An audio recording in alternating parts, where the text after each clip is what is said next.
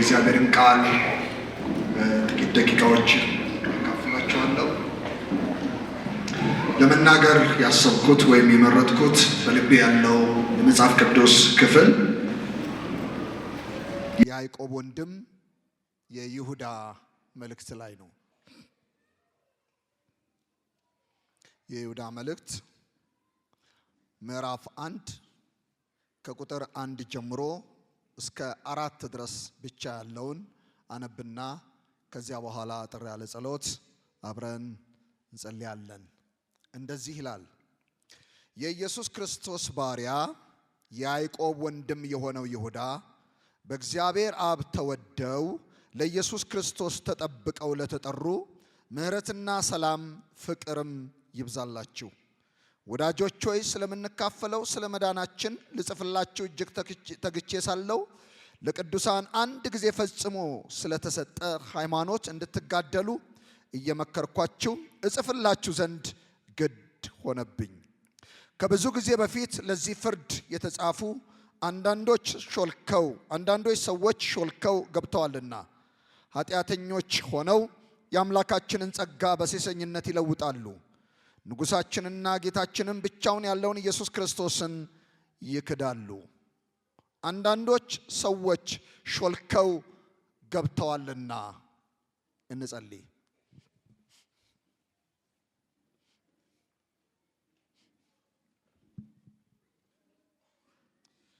እግዚአብሔር አምላካችን፣ እግዚአብሔር አባታችን ስለሰጠህን ስለዚህ የተወደደ ማለዳ እጅግ አድርጌ አመሰግንሃለሁ። አቤቱ አምላካችን አባታችን እግዚአብሔር ሆይ በእድሜያችን ላይ አዲስ ቀን ስለጨመርክልን አመሰግንሃለሁ።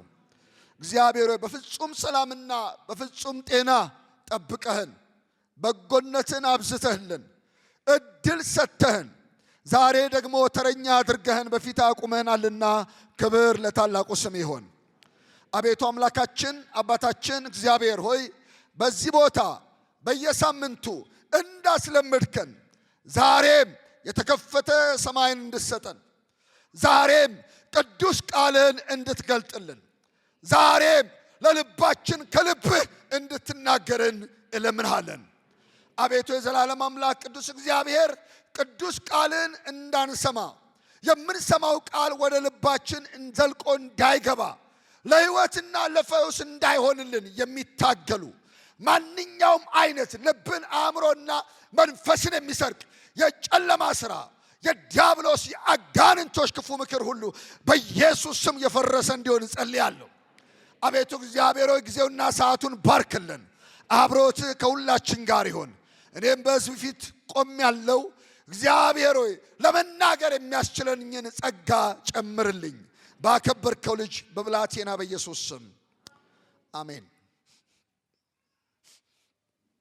ርዕሴን አሁን ቁጥር 4 ላይ ያነበብኩትን አንዳንድ ሰዎች ሾልከው ወደ እናንተ ገብተዋልና የሚለውን ሐሳብ ርዕስ አድርጌያለሁ።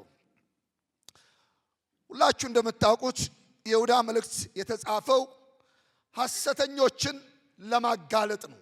ዋናው ሐሳቡ እሱ ነው። በጊዜው የተነሱ ሐሰተኛ እጅግ በጣም በርካታ የሆኑ መምህራኖች ነበሩና የይሁዳ መልእክት ሲጻፍ ወይም ይሁዳ ይህንን መልእክት ለመጻፍ ሲነሳ ዋናው ዓላማው እነዚህን ሐሰተኞች ማጋለጥ ነው። የመልእክቱ ጸሐፊ ይሁዳ ነው። መልእክቱ የተጻፈው የጌታ ወንድም በሆነው የያዕቆብን ወንድም በሆነው በይሁዳ ነው። የማቴዎስ ወንጌል ምዕራፍ 13 ቁጥር 55 ላይ እንዲህ ይላል፣ ይህ የጸራቢ ልጅ አይደለምን? እናቱስ ማርያም ትባል የለምን? ወንድሞቹስ ያዕቆብና ዮሳ፣ ስምዖን፣ ይሁዳም አይደሉምን?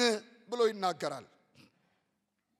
ይሁዳ የሚለው ቃል በመጽሐፍ ቅዱሳችን ላይ በጣም ከተወደዱ ስሞች መካከል አንዱ ነው። በብሉይ ኪዳንም በአዲስ ኪዳንም ይሄ ስም ተጠቅሶ እናገኛለን። መልእክቱ የተጻፈበት ጊዜ ከ70 እስከ 80 ባለው ጊዜ እንደሆነ ብዙዎች ይስማሙበታል። የይሁዳ መልእክት ተቀባዮች በጣም የሚገርመው እነማን እንደሆኑ በግልጽ የተጻፈ ነገር ጎልቶ የሚታይ ነገር የለም። ለማን እንደተጻፈ ብዙ ጎልቶ የሚታይ ነገር በዚህ ክፍል ላይ አታዩም። ነገር ግን ቁጥር 1ን መነሻ ስታደርጉ የኢየሱስ ክርስቶስ ባሪያ ይላል። እዚሁ ይሁዳ መልእክት ላይ ያዕቆብ ወንድም የሆነ ይሁዳ በእግዚአብሔር አብ ተወደው ለኢየሱስ ክርስቶስ ተጠብቀው ለተጠሩ ምሕረትና ሰላም ፍቅር ይብዛላችሁ ብሎ ይናገራል። ከዚህ በመነሳት ቁጥር 1ና 2ን መነሻ በማድረግ ስናጠና መልእክቱ የተጻፈው ከአይሁድነት ምናልባት ወደ ክርስትና ለመጡ ሰዎች እንደሆነ ማየት እንችላለን። በተጨማሪ መልእክቱ የተጻፈው ከአሕዛብነት ወደ ክርስትና ለመጡ ሰዎች እንደሆነ ይነገራል። እነዚህ አማኞች ናቸው። ቀድሞ አይሁድ የነበሩ፣ ቀድሞ አሕዛብ የነበሩ ወደ ክርስትና መጥተዋል። ያሉበት ቦታና አድራሻቸው በትክክል ባይጻፍም ግን አማኞች መሆናቸውን ብዙዎች ይስማሙበታል። እነዚህ ሰዎች ክርስቶስን አምነው ድነዋል። እነዚህ ሰዎች በእግዚአብሔር ተወደው ክርስቲያኖች የሆኑ ሰዎች ናቸው። የተጻፈበት ዋናው ዓላማው አስቀድሜ እንዳልኳችሁ እነዚህ በክርስቶስ ኢየሱስ አምነው የዳኑትን ሰዎች እንዲህ ይላቸዋል፣ በተቀበላችሁበት እምነት ጽኑ ይላቸዋል። መልእክቱ ይሄ ነው። በተቀበላችሁበት እምነት ጽኑ ብሎ ይናገራቸዋል። ከዛ እንዲህ ይላቸዋል፣ ለእምነታችሁ ተጋደሉ ብሎ ይላቸዋል መልእክተኛው። ቀጥሎ የሚያሰምርበት ነገር እኔም ትንሽ ጠበቅ አድርጌ መናገር የማስበው ከሐሰተኞች መምህራን ይልና ራሳችሁን ጠብቁ ይላል። ይሁዳ ይህንን መልእክት ነው የሚያስተላልፍላቸው ለነዚህ በክርስቶስ ኢየሱስ አምነው ለዳኑ ሰዎች፣ ክርስቲያን ለሆኑ ሰዎች፣ ክርስቶስ ኢየሱስን የሕይወታቸው ጌታና አዳኝ አድርገው ለተቀበሉ ሰዎች፣ ከጨለማ ወደሚደነቅ ብርሃን ለመጡ ሰዎች፣ በክርስቶስ ኢየሱስ በመስቀል ሥራ ለተሰራው ሥራ ይሄ ለእኔ ነው ብለው ለተቀበሉ ሰዎች የሚያስተላልፍላቸው መልእክት ይህንን ነው።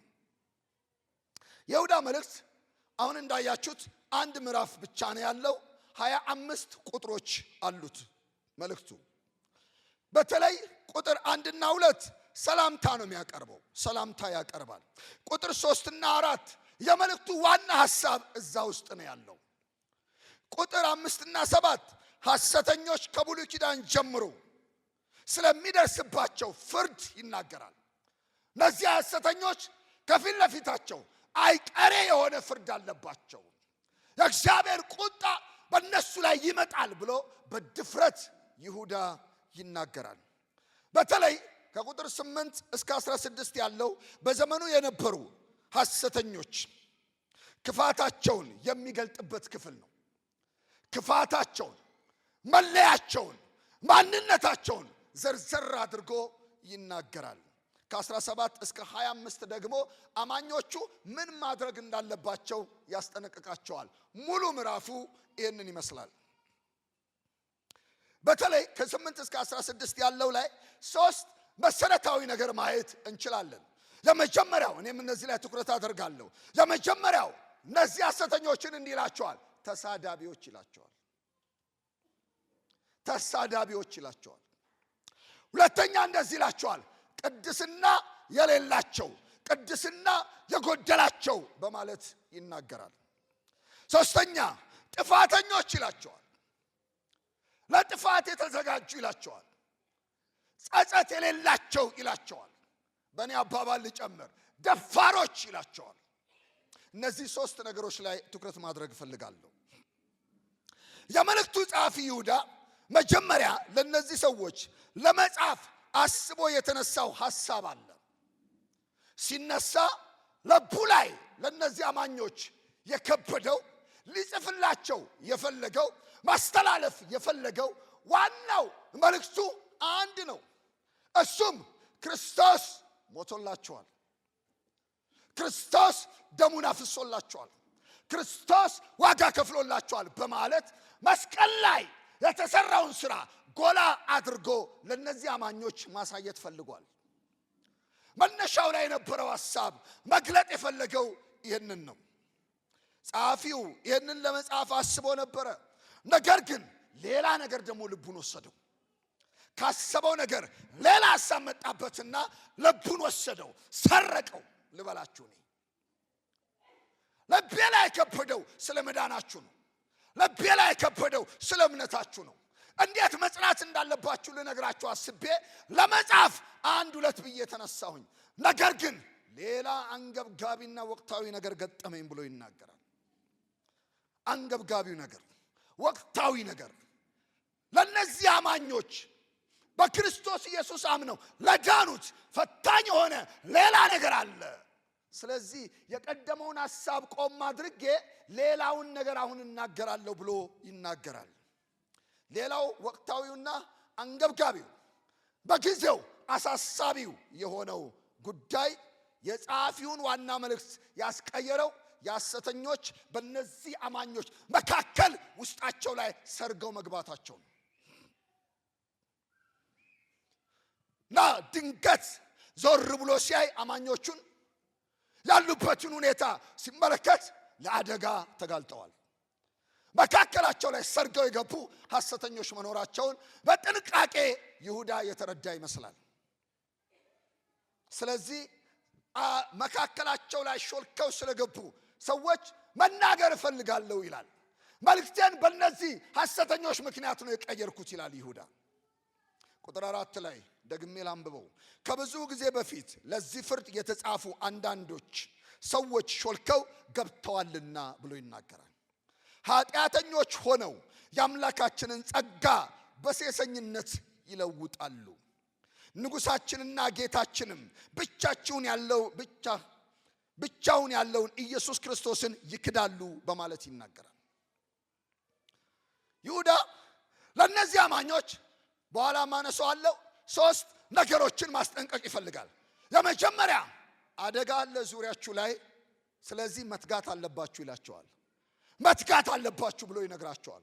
ሁለተኛ ዙሪያችሁ ላይ አደጋ አለ፣ መካከላችሁም ላይ ከበድ ያለ ነገር አለ ይልና ጽናት ያስፈልጋቸዋል ይላቸዋል። ሶስተኛ ነቃ በሉ ይላቸዋል። አይኖቻችሁን ገለጥ አድርጉ የሚላቸው ይመስለኛል። በሉ ነቃ በሉ፣ አይኖቻችሁን ግለጡ፣ ውስጣችሁን ጓዳችሁን ተመልከቱ፣ ፈትሹ በማለት ይናገራቸዋል። አማኞቹ እነዚህ አማኞች የዋህነት እያጠቃቸው ያለ ይመስላል። በመካከላቸው የተቀላቀሏቸውን የተለወጡ አማኞች አድርገው ማሰብ ጀምረዋል። ስለዚህ በየዋህነት ምን ችግር አለ ብለው ማቀፍ ጀምረዋል። እነሱ መካከል ግን ሾልከው የገቡ እንዳሉ ማስተዋል አልቻሉም።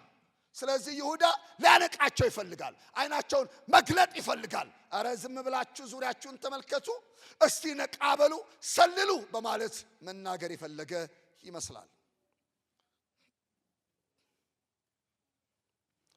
እነዚህ ሰዎች ሾልከው የገቡ ሐሰተኞች መስለው በእነሱ መካከል መመላለስ ጀምረዋል። የአማኞቹን በጊዜው የነበሩትን አማኞች ቅንነታቸውን ጭምር ማስጣል ጀምረዋል። ወዳጆች ቅንነት ዝም ብሎ የሚገኝ ነገር አይደለም። ለኛ አማኞች ቅን ናቸው። ጌታን አግኝተዋል። የመጀመሪያ ሰሞን ነው ጌታን ያገኙበት። ደህንነት ትምህርት ተምረዋል። ምናልባት የደቀ መዝሙር ትምህርት ጀምረዋል። ቸርች በደንብ ይመጣሉ። ነገር ግን ሌላ ደግሞ በመካከላቸው ሰርገው የገቡቱ ይህንን መልካም የሆነውን ቅንነታቸውን ማስጣል ጀምረዋል። ቅንነት ከወደቀ በጣም አስቸጋሪ ነገር ነው። አማኞቹ መካከል ደግሞ ቀስ ብለው መከፋፈልን ፈጥረዋል።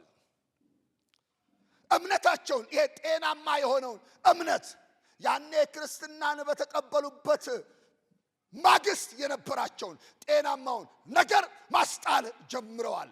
የከበረው ነገር ሳያውቁት ከእጃቸው ላይ መውደቅ የጀመረ ይመስላል። በውስጣቸው ለዘመናት የቆየው ፍቅር፣ የዳበረው መልካም ነገር እየቀነሰ መጥቷል። በማ ምክንያት? ሰርገው በገቡት በሐሰተኞቹ ምክንያት። ምናልባትም እኔ ሳስበው የቤተ ክርስቲያን የቆራቢ አባላት መዝገብ ሲገለጥ እዛ ውስጥ እነዚህ ሐሰተኞች ስማቸው ተጠቅሷል። መንፈሳዊ ጤንነታቸው ሲዘረፍ በፍጹም አላወቁም። እምነታቸው ለአደጋ ሲጋለጥ በፍጹም አላወቁም። በዝባዦች፣ ዘራፊዎች፣ ጨካኞች ውስጣቸው ሲገቡባቸው አማኞቹ አልነቁም፣ አላወቁም። እነሱን መስለው መካከላቸው ላይ ሲቀመጡ በፍጹም አማኞቹ አላወቁም። ስለዚህ ጸሐፊው ይሁዳ እባካችሁ ንቁ ይላቸዋል። ለምንድነው አይኖቻችሁን የማትገልጡት ይላቸዋል። ለምንድነው ዞር ብላችሁ ማየት የተሳናችሁ ብሎ ይናገራቸዋል። ሊያነቃቸው ይፈልጋል። በእኔ አባባል እንዲህ ልበለው፣ የበግ ለምድ ለብሰው መካከላቸው ላይ ሰርገው ገብተዋል። በተለይ ማቴዎስ ወንጌል ምዕራፍ 7 ቁጥር 15 ላይ እንዲህ ይላል፣ የበግ ለምድ ለብሰው ከሚመጡባችሁ በውስጣቸው ግን ነጣቂ ተኩላዎች ከሆኑ ከሐሰተኞች ነቢያት ይልና ተጠበቁ ብሎ ያሰምርበታል። የበግ ለምድ ለብሰው ከሚመጡባችሁ ነገር ግን ነጣቂ ከሆኑ፣ የለበሱት የበግ ለምድ ነው፣ ውስጣቸውስ ነጣቂ ነው፣ ከነዚህ ተጠበቁ ብሎ ያስጠነቅቃል። የሚለብሱት የበግ ለምድ ነው። የሚሞክሩት በግ ለመምሰል ነው። እነሱ ግን በቆዳ የተሸፈኑ ተኩላዎች ናቸው አማኞቹ መካከል የገቡት። እነዚህ በአማኞች መካከል ሰርገው ገብተዋል። አማኞቹ በሐሰተኞቹ ለምድ ተሸውደዋል። ለምድ በጣም አደገኛ ነገር ነው። በጣም ከባድ ነው። ትዝ ይላችኋል ኦሪት ዘፍጥረት ምዕራፍ 27ን ባነሳ ደስ ይለኛል። ምዕራፍ 27 ቁጥር 11 እስከ 16 ያለውን ቃል ላንብበው። እንደዚህ ይላል። ያዕቆብም ከላይ ያለውን ሐሳብ ጊዜ እንዳልወስድ ብዬ ነው። ያዕቆብም ርብቃን እናቱን አላት፣ እነሆ ኤሳው ወንድሜ ጠጉራም ሰው ነው፣ እኔ ግን ለስላሳ ነኝ። ምናልባት አባቴ ቢዳስሰኝ በፊቱ እንደሚዘብት እሆናለሁ፣ መርገምንም በላይ ላይ አመጣለሁ፣ በረከትንም አይደለም። እናቱም አለችው፣ ልጄ ሆይ አለችው። የምትገርም እናት ናት። ልጄ ሆይ መርገሙ በእኔ ላይ ይሁን፣ ቃሌን ብቻ ስማ፣ ሂድና አምጣልኝ። ሄዶም አመጣ፣ ለእናቱም ሰጣት። እናቱም የጣፈጠውን መብል አባቱ እንደሚወደው አደረገች። ርብቃም ከእርሷ ዘንድ በቤት የነበረችውን የታላቂቱን ልጇን የኤሳውን መልካሙን ልብስ አመጣች፣ ታናሹንም ልጇን ያዕቆብን አለበሰችው ይላል። የራሱ እኮ አይደለም ያዕቆብ፣ የወንድምየው የሆነውን የሱ ያልሆነውን በእናቱ ምክር አለበሰችው። የይስሐቅ ሚስት ርብቃ ሁላችሁ እንደምታውቁት 2 መንታ ልጆች ነው የነበሯት። ይስሐቅ በእድሜው አረጀ። መጽሐፍ እንደሚነግረን አይኖቹ ከማየት ፈዘዙ፣ ማየት ተሳናቸው። የዚህ ሰው አይኖች ሸመገለ፣ ደከመ። ከዚያ በኋላ ልጁን የበኩር ልጁን ቀድሞ ከማህፀን የወጣው ማለቴ ነው ኤሳውን እንደዚህ አለው፣ እባክህን ፈጥነህ ወደ አደን ሂድልኝ እና ከአደን እኔ የምወደውን አይነት ምግብ ይዘህልኝና አለው እና ሰደደው። ልክ የሱ እግር መውጣቱን ስታውቅ እናትየው ወዲያውኑ ታናሹን ልጇን ጠራች፣ ያዕቆብን። አባት ወንድምህን ሊመርቀው ነው አለች እና እሱ ወደ አደን ሄዷል። አንተ ግን ከጠቦቶች መካከል 2ቱን አምጣልኝ አለችው። ከጠቦቶች መካከል 2ቱን በፍጥነት ይዞ መጣ እና ምን ላርግ አለ፣ አባት እንደሚወደው አድርጌ እኔ አበስለዋለሁ። አቤት እናት! በሁለት ወንድማማቾች መካከል ጦርነት የምትፈጥር እናት፣ የብኩርናን በረከት እንዳይቀበል የምታደርግ እናት።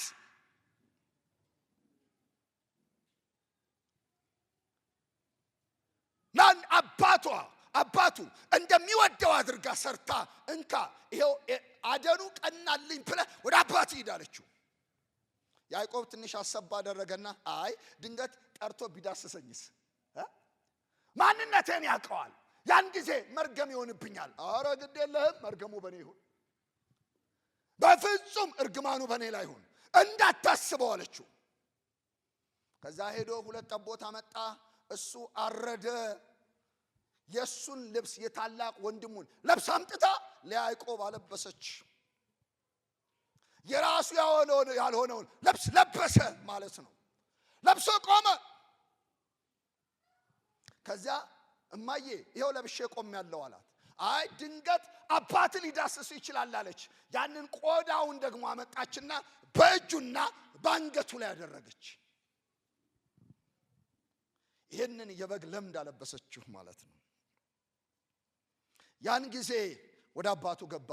አባዬ ቀንቶኛል። አይ ድምጽህ ሌላ ነው፣ የወንድምህ ድምጽ ይመስላል። ናስቲ ጠጋ በል። በድፍረት ጠጋ አለ። ለምን? ለብሷላ መጀመሪያውኑ የበግ ለምድ። ለምድ በጣም አደገኛ ነገር ነው።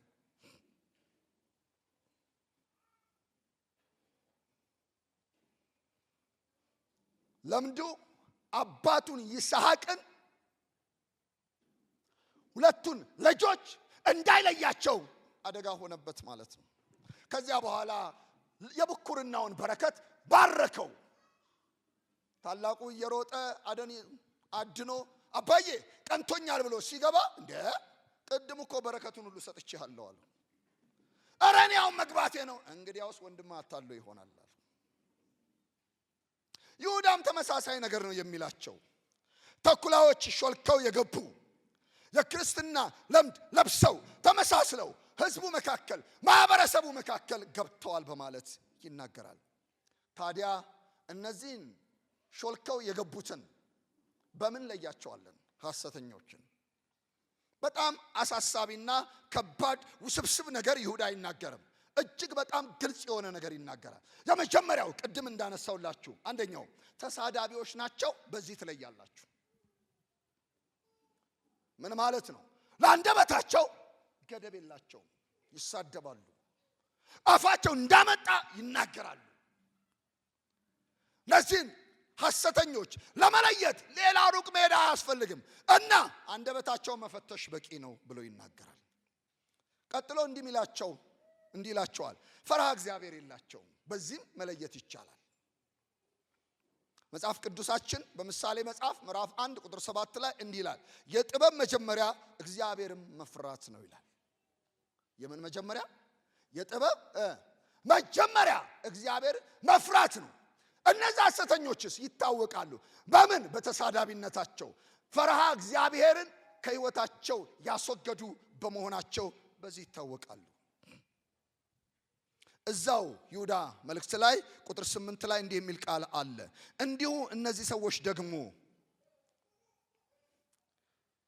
እያለሙ ስጋቸውን ያረክሳሉ፣ ጌትነትንም ይጥላሉ፣ ስልጣን ያላቸውን ይሳደባሉ ብሎ ይናገራል። አያችሁ፣ መለያቸው ሌላ ሩቅ መሄድ አያስፈልግም።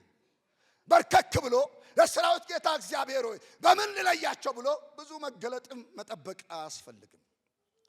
ሕይወታቸው ይናገራል። በሌላ አባባል የሕይወት ፍልስፍናቸው ማንነታቸውን በደንብ አድርጎ ይገልጠዋል ብሎ ይናገራል። ኢዮብ መጽሐፍ ምዕራፍ 28 ላይ ቁጥር 28 ላይ ተመሳሳይ ነገር ይናገራል። ሰውንም እነሆ እግዚአብሔርን መፍራት ጥበብ ነው፣ ከኃጢአት መራቅ ማስተዋል ነው ብሎ የእግዚአብሔር ቃል ይናገራል። ሰውንም እግዚአብሔርን መፍራት ጥበብ ነው። ሁለቱንም ማለት ነው። ሰውንም መፍራት ያስፈልጋል፣ እግዚአብሔርን መፍራት ያስፈልጋል። አያችሁ፣ እግዚአብሔርን የሚፈራ ሰው መገለጫው ሰውን መፍራቱ ነው፣ ሰውንም ማክበሩ ነው። እና ኢዮብ ይህንን ያደረገው ሚስቱ ምን እንዳለችው መቼም ትዝ ይላችኋል። ኢዮብ መጽሐፍ ምዕራፍ 2 ቁጥር 9 ላይ ሚስቱም እስካሁን ድረስ ፍጹምነትህን ይዘሃል አለችው፣ እግዚአብሔርን ስደብና ሙት አለችው። እስካሁን አለችው ለባሏ ፍጹምነትን ይዘሃል፣ አሁን ግን ፍጹምነትን ይዘህ መጠበቅ አያስፈልግም እና ምን ላድርግ? ስደብና ሙት። ማንን? ሰውን አይደለም፣ ጓደኞቼን አይደለም፣ ወዳጆቼን አይደለም፣ እና እሱ እግዚአብሔርን። ሰው እንዴት እግዚአብሔርን ይሳደባል? እግዚአብሔርን ስደብና ሙት። መሞት ቃል ቀረ፣ ዝም ብለህ እንዳትሞት እና እንዴት ልሙት? ተሳደብና ሙት። ማንን? ፈጣሪን ስደበው። ትላንትና ያከበረህን፣ ትላንትና ከመሬት ያነሳህን፣ ብዙ ቆነጃጅት ልጆችን የሰጠህን፣ ድንቅ የሆነ ትዳር የሰጠህን፣ ቤትን መልካም ያደረገልህን በጎችና ፍየሎችን ያበዛልህን በምድር መካከል ካሉ ሰዎች መካከል በሀብት በፈሪሃ እግዚአብሔር ቀዳሚ ያደረገህን እስከ ዛሬ ያከበርከውን እግዚአብሔርን አሁን ማክበር አቁም። መላክ ስደበው። አረ እግዚአብሔር አይሰደብም። ስደበው። እኔ አብሬ አልቆይም፣ አሁን ይሄዳለሁ። ምክንያቱም ሁሉም ነገር የለህም፣ አሁን ሰውነትን በገል ማከክ ጀምረሃል አለችው። እጅግ በጣም የሚያስደንቅ ነገር ነው። እዛው ምሳሌ መጽሐፍ ምዕራፍ 9 ቁጥር 10 ላይ እንደዚህ ይላል፣ የጥበብ መጀመሪያ እግዚአብሔርን መፍራት ነው፣ ቅዱሱንም ማወቅ ማስተዋል ነው ብሎ ይናገራል። እነዚህ ሐሰተኞች ከዚህ የራቁ ናቸው።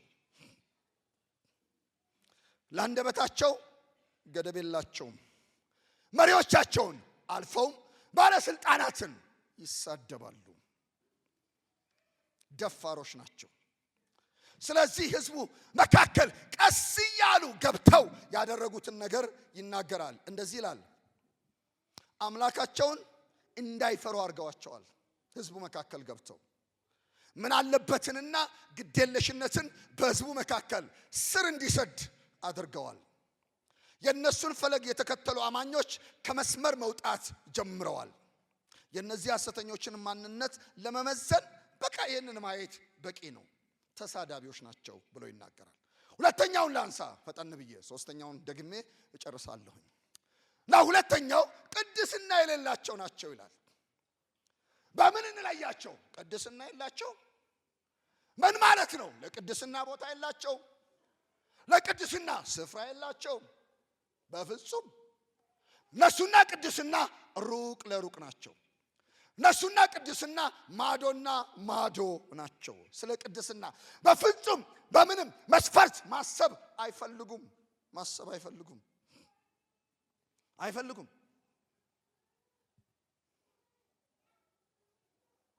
ክርስቶስን የሚክዱ ከሃዲዎች ናቸው። ትላንት ቄስ ጸግሽም ሲያስተምረን ሲናገር ነበር። መጨረሻ አካባቢ ገብቼ እየሰማው ነበር። በሁለተኛው ክፍለ ዘመን ኖስቲሲዝሞች የሚባሉ ሰዎች እንደነበሩ ይነገራል። እነዚህ የቃሉ ትርጉም ዕውቀት ማለት ነው። የነዚህ ሰዎች ፍልስፍና መዳን የሚገኘው በዕውቀት ነው ይላሉ። በዕውቀት ነው። ለመዳን ዕውቀት ያስፈልጋል። ያለ ዕውቀት መንፈሳዊ ዕውቀት ላይ መድረስ አይቻልም ብለው ያምናሉ። በተለይ ሁለት አደገኛ አስተምሮ አላቸው። ቁሳዊ ዓለም በክፉ ዓለም ተፈጠረ ይላሉ። መንፈሳዊ ዓለም በመልካም አምላክ ተፈጠረ ይላሉ። ቁሳዊ ዓለም በክፉ አምላክ፣ መንፈሳዊ ደግሞ በመልካሙ አምላክ ተፈጠረ ብለው ለሁለት ይከፍሉታል። ይሄ ብቻ አይደለም መናገር የምፈልገው፣ የዝሙት ልምምድ ወደ መንፈሳዊ ዓለም ለመግባት በር ከፋሽ ነው ብለው ያስተምራሉ። ቅድስና የላቸውም። የዝሙት ልምምድ ወደ መንፈሳዊ ዓለም ለመግባት በር ከፋች ነው ብለው በድፍረት ያስተምራሉ። የዚህ አይነት ትምህርት ይሁዳ ይህንን መልእክት በሚጽፍበት ዘመን ምናልባት ገኖ እየታየ ሳይሆን እንዳልቀረ አስባለሁ። አንዴ በእግዚአብሔር ጸጋ ያመነ ሰው ምንም አይነት ኃጢአት ቢሰራ፣ ምንም አይነት የእግዚአብሔር ቁጣ በሕይወቱ ላይ ሊያጋጥመው አይችልም። ደስ ያለውን ማድረግ፣ ደስ ያለውን መሆን ይችላል። እግዚአብሔር መሐሪ ነው ብለው ያስተምራሉ። ለምን? አንድ ጊዜ ድኗል፣ ስለዚህ ምንም አይሆንም ብለው ያስተምራሉ። እንዲህ አይነት አደገኛ ትምህርት ዛሬም በእኛ ከተማ ያለ ይመስለኛል። ምን ችግር አለበት? ምን አለበት? ድነሃል የሚሉ ሰዎች አይጠፉም። ሐሰተኞች አማኞችን ተሳስተው ማሳሳት ጀምረዋል። እነሱ መስመር ለቀው አማኞቹንም መስመር ማስለቀቅ ጀምረዋል። ይህን ተግባር የሚፈጽሙ እነዚህ የሐሰት መምህራኖች እየተበራከቱ መጥተዋል። ዋናው መለያቸው ምንድን ነው? ቅድስና የላቸውም። ለቅድስና በምንም መስፈርት ቦታ የላቸውም። ሶስተኛውና የመጨረሻውን ሐሳብ ላንሳ። ሶስተኛው መለያቸው ሴሰኝነት ነው። እንዴት ነው የምንለያቸው? እነዚህን ክፉ መምህራኖች ሴሰኞች ናቸው። አስጸያፊ ተግባር የሚፈጽሙ ናቸው። የሚሰሩት እርኩሰት ዋናው ሴሰኝነት ነው። ሴሰኝነት የእግዚአብሔርን ቁጣ በሕዝቡ ላይ እንደሚያመጣ በጥንቃቄ ያውቁታል። ሰይጣንም ይህንን ያውቃል። እነዚህን ሰዎች ሴሰኛ ሲያደርግ ራሱ ምንም ላያደርጋቸው ይችላል። በእግዚአብሔር ሊያስመታቸው ሲፈልግ ነው። እግዚአብሔር ሴሰኞችን ይመታል። እግዚአብሔር ሴሰኞችን ይቀጣል። እውነት ነው የምላችሁ፣ እግዚአብሔር ይቆጣል በእንደዚህ አይነት ነገር ላይ። የማይታገሰው ነገር ቢኖር እግዚአብሔር ሴሰኝነትን አይታገስም። አንደኛ ቆሮንቶስ ምዕራፍ 10 ላይ ከቁጥር 6 እስከ 11 ያለውን ላንብበው። እነዚህ ክፉ ነገር እንደተመኙ እኛ ደግሞ እንዳንመኝ ይህ ምሳሌ ሆነን። ቁጥር 7 ሕዝብም ሊበሉ ሊጠጡ ተቀመጡ፣ ሊዘፍኑም ተነሱ ተብሎ እንደተጻፈ ከነርሱ አንዳንዶች እንዳደረጉት ጣዖትን የምታመልኩ አትሁኑ ብሎ ይናገራል። ቁጥር 8 ከነርሱም አንዳንዶች ሴሰኑ ይላል። ሴሰኑ በአንድ ቀንም 2 እጥፍ ከ3000 እንደወደቁ አንሴስን። ቁጥር 9 ከነርሱ አንዳንዶች ጌታን እንደተፈታተኑ በእባብ እንደጠፉ ጌታን አንፈታተን። ከነርሱ አንዳንዶች እንዳጉረመረሙ በሚያጠፋውም እንደጠፉ አታጉረመርሙ።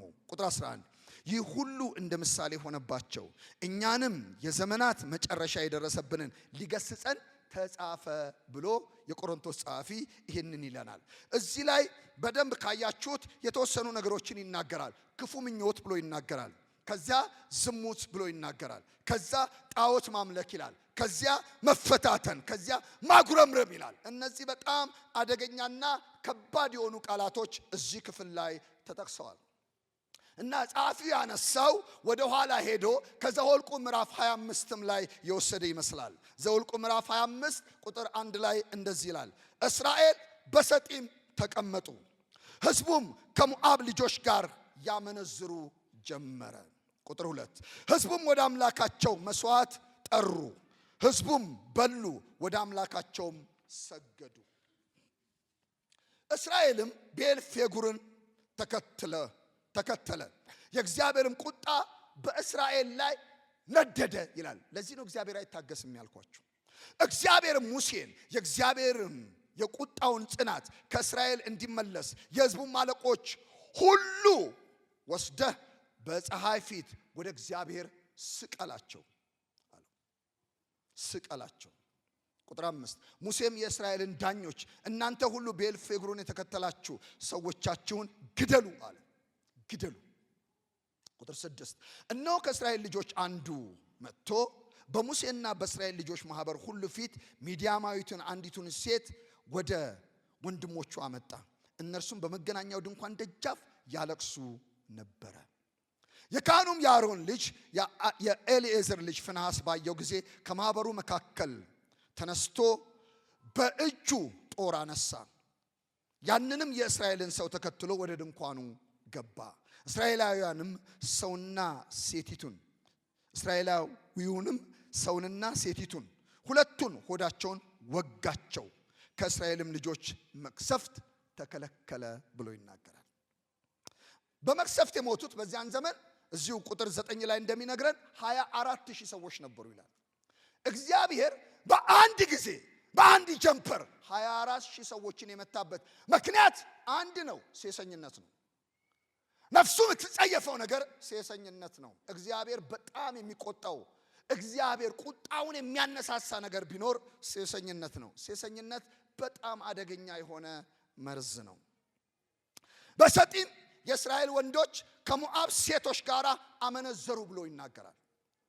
ሰጢም የተባለ ቦታ ሲደርሱ እየተጓዙ ከግብፅ ወጥተው ወደ ከነዓን ሊገቡ በጉዞ ላይ እያሉ አመነዘሩ። ሰጢም ሲደርሱ ለዛውም ከአሕዛብ ጋር ከሞዓባውያን ጋር በፍጹም ካልተፈቀደ ሕዝብ ጋር ለመንዘርና ራሳቸውን አጋለጡ። የእስራኤል ወንዶች በሰጢም ካመነዘሩ በኋላ የሞዓብ ሴቶች ጥያቄ ጠየቋቸው። በጣም የሚገርመው ነገር የመጀመሪያው የጠየቋቸው ጥያቄ እንዲህ የሚል ነው፣ በሉ ለእኛ አማልክት ስገዱ አሏቸው። አንድ ጊዜ በምንዝርና የወደቀ ሰው እምቢ ማለት አይችልም። አሻፈረኝ ማለት አይችልም።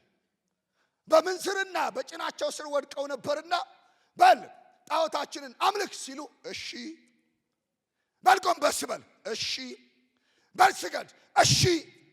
ወዳጆች አመንዝራነት ሽባ ያደርጋል። ያለንን ሞራል ይሰብራል። አቅመ ቢስ ያደርጋል።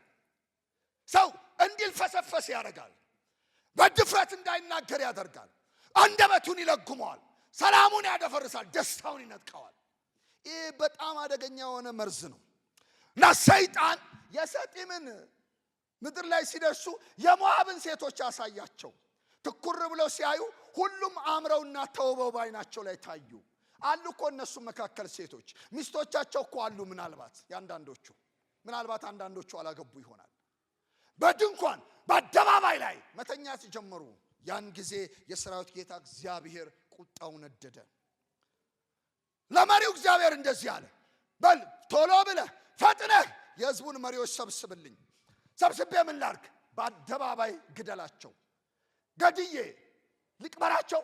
አይደለም፣ ለነዚህ የመቃብር ወግ አያስፈልጋቸው። ምን ላድርጋቸው? ወስደህ በአደባባይ ላይ በፀሐይ ላይ አንጠልጥላቸው። ከሞቱ በኋላ ምን ዋጋ አለው? ከሞቱም በኋላ ስቀላቸው። ለምን? እስራኤል ትውልዱ በሙሉ ይሄን እያየ መቀጣጫ እንዲሆን እና ማህበረሰብ ሁሉ ማልቀስ ጀመረ፣ መጮህ ጀመረ።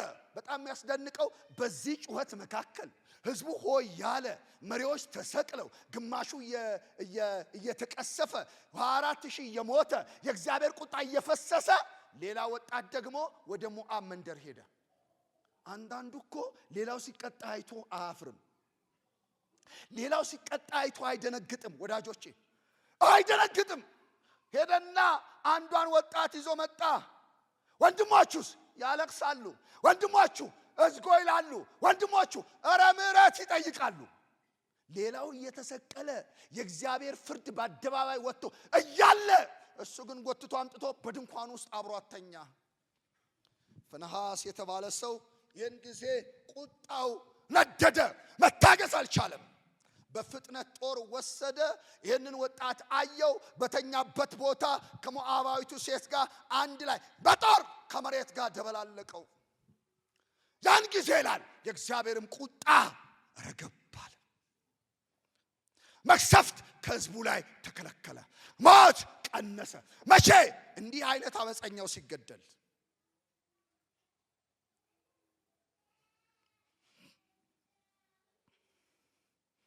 ወዳጆቼ እግዚአብሔር ይቆጣል። ማን ያውቃል? እግዚአብሔር ዛሬ አንድ ሰው አይቶ ይሆን? እግዚአብሔር የማይቆጣ መስሎን ከሆነ ተሳስተናል። እግዚአብሔር የማይፈርድ መስሎን ከሆነ ተሳስተናል። እግዚአብሔር ይቆጣል። ቅድስና ስናጣ እግዚአብሔር ይቆጣል። በአመፃ መንገድ ስንሄድ እግዚአብሔር ይቆጣል። እግዚአብሔር ተቆጪ ነው። መቆጣት ብቻ አይደለም፣ ይፈርዳል፣ ይመታል። እግዚአብሔር እውነትን እምላችሁ ይመታል እግዚአብሔር። እና የእግዚአብሔር ቁጣ እነኚህ ሰዎች ከሞቱ በኋላ ረገብ ያለ ይመስላል።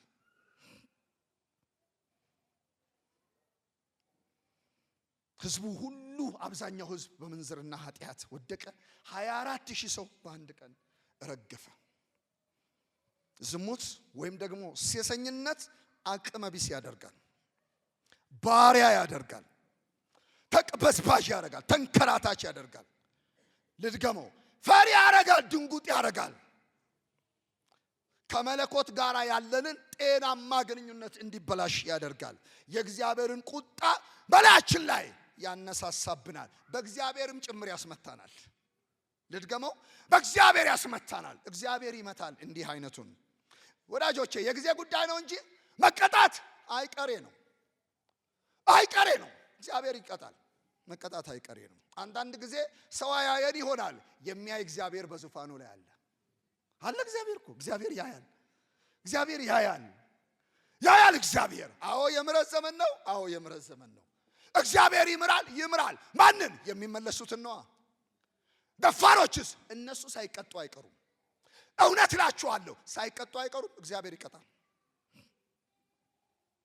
እግዚአብሔር ሙሴን የእግዚአብሔር የቁጣው ጽናት ከእስራኤል እንዲመለስ የሕዝቡም አለቆች ወስደ በፀሐይ ላይ ስቀላቸው አለው። ሰቀላቸው። እግዚአብሔር ከቁጣው ተመለሰ። ይሄ ከባድ ነገር ነው የሆነው። አስክሬናቸው ምን ላድርግ? አደባባይ ላይ ስቀሏ። በፀሐይ ላይ በፀሐይ ላይ ለምን? ተቆጥቻለሁ። ቁጣዬ እስቲ ረገብ እስኪል ድረስ አስክሬናቸው እዛው ይሁን፣ ተንጠልጥሎ ይቆያል። ይሄ ከባድ የሆነ የእግዚአብሔር ቁጣ ነው።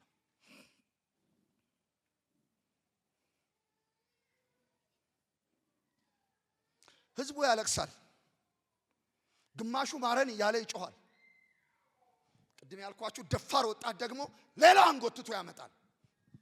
ይሄ ከባድና አደገኛ ነገር ነው። ስለዚህ እንደ ፊንሐስ ያሉ ለሰራዊት ጌታ ለልዑል አምላክ ለእግዚአብሔር የሚቀኑ ሰዎችም ያስፈልጉናል ማለት ነው። እንዲህ አይነት መንፈስም ያስፈልጋል። የእግዚአብሔርን ቁጣ የሚቆጡ ሰዎች ያስፈልጋሉ። ይሁዳ እንዲህ አይነት ሴሰኞች አሉ ብሎ ይናገራል። መለያቸው እነኛ ሐሰተኞች ምንድነው ብላችሁ በጣም አትጨነቁ። ለማወቅ ለመለየት ግራ መጋባት የለባችሁም። እና በጣም ቀላል ነው፣ ሴሰኞች ናቸው በዚህ ትለያላችሁ ብሎ በግልጽ ለአማኞቹ ያስተምራቸዋል። ሾልከው ገብተዋል የሚለው እንደነዚህ አይነቶችን ነው። አመንዝሮችን ነው፣ ሴሰኞችን ነው፣ ብልሹ የህይወት ስነ ምግባር ያላቸውን ነው። እንደዚህ ይላቸዋል። እነዚህ መለያቸው በጣም ብዙ ነው። ጥቂቱን አሁን ፈጠን ብዬ እናገራለሁ። እርምጃቸው ይናገራል፣ ተግባራቸው ይናገራል፣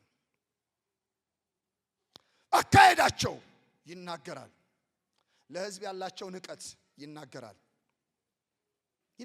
ብዙ ነገራቸው ይናገራል። እዚሁ ክፍል ላይ ግን የተጻፈውን ባህሪያቸውን አንድ ጊዜ ላንብበውና ከዚያ በኋላ አብረን እንጸልያለን። እዚሁ ክፍል ላይ ያለው ባህሪያቸው እንደዚህ ይላል። ምንድነው መለያቸው? ሶስቱን ተናግሬያለሁ፣ ግን በዛ ይላል። የተወሰኑትን ላንሳ።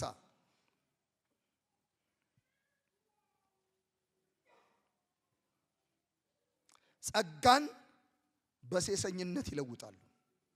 አንዱ መለያቸው እሱ ነው። የእግዚአብሔርን ጸጋ በሴሰኝነት ይለውጣሉ። ሌላውስ ክርስቶስን የካዱ ከሃዲዎች ናቸው። በክህደታቸው ይታወቃል። ጭንብል ለበሱ እንጂ ነገር ግን ከሃዲዎች ናቸው፣ በክህደት ይታወቃሉ። ሌላውስ አስቀድሜ እንዳልኳችሁ አመንዝሮች ናቸው፣ በዚህ ይታወቃሉ። ስጋቸውን የሚያረክሱ ናቸው፣ የራሳቸውን ስጋ የሚያረክሱ ናቸው። ሌላውስ ቀድሜ ብያችሁ የለ ተሳዳቢዎች ናቸው፣ በዚህ ይታወቃሉ። ሌላውስ አእምሮ የጎደላቸው ናቸው፣ ህሊና የጎደላቸው ናቸው። በሌላ አባባል ህሊናቸውን ወይንም አእምሯቸውን የሸጡ ናቸው። በቃየልና በአቤል መንገድ የሄዱ ናቸው። ደግሞ ምን ይላል? እድፋም ናቸው ይልና አብረዋቸው ያሉትን ያቆሽሻል ይላል።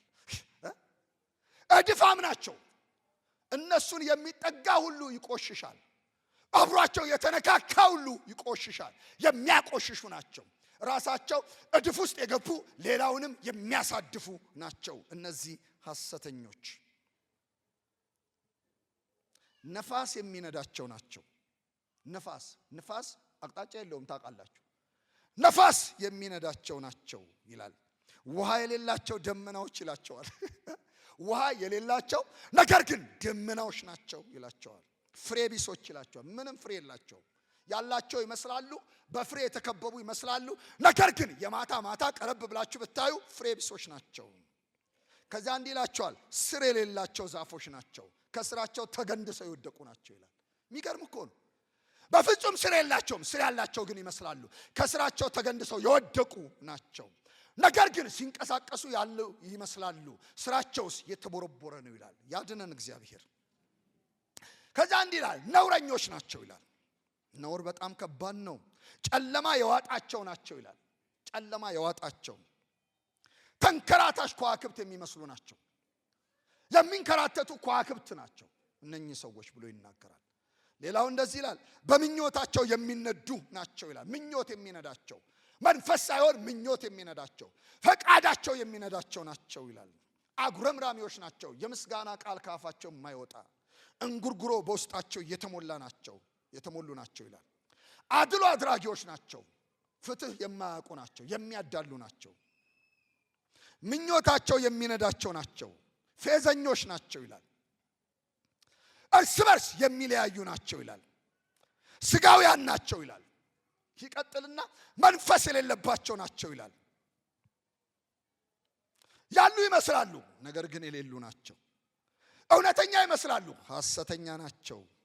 ሙሉ ይመስላሉ፣ ጎዶሎ ናቸው። ለቆሙ ይመስላሉ፣ የወደቁ ናቸው። መልካም ይመስላሉ፣ ክፉዎች ናቸው። ሩሩ ይመስላሉ፣ ጨካኞች ናቸው።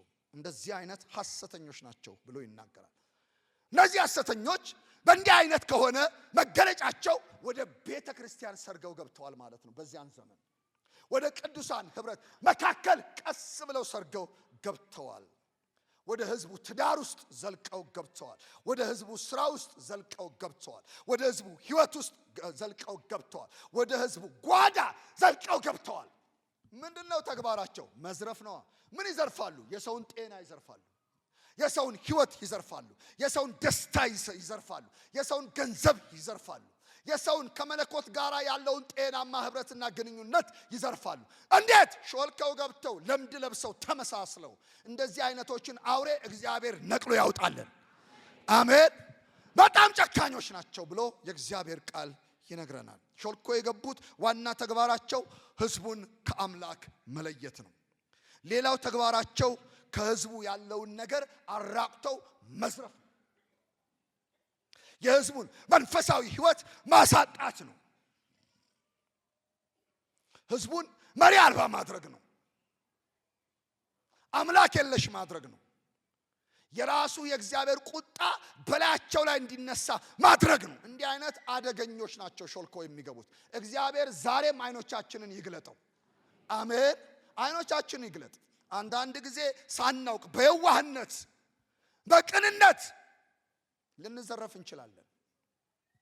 በቅንነት ልንጎዳ እንችላለን። አንዳንድ ጊዜ አይናማ መሆን ያስፈልጋል። ስለዚህ ለአማኞቹ ይሁዳ 3 ነገር ይነግራቸዋል። ቅድም መግቢያ ላይ ያልኩትን እሱን ተናግሬ እጨርሳለሁ። ለመጀመሪያ እባካችሁ ትጉ ይላቸዋል።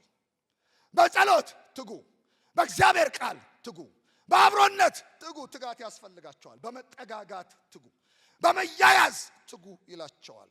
ሌላው እንዲህ ይላቸዋል፣ በእግዚአብሔር ቃል ጽኑ ይላቸዋል። ጽናት ያስፈልጋል።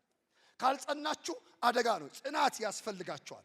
በእምነታችሁ መጽናት አለባችሁ። እናንተ አንድ ጊዜ ኢየሱስ ሞቶልናል ብላችሁ አምናችኋል። በክርስቶስ መስቀል አምናችኋል።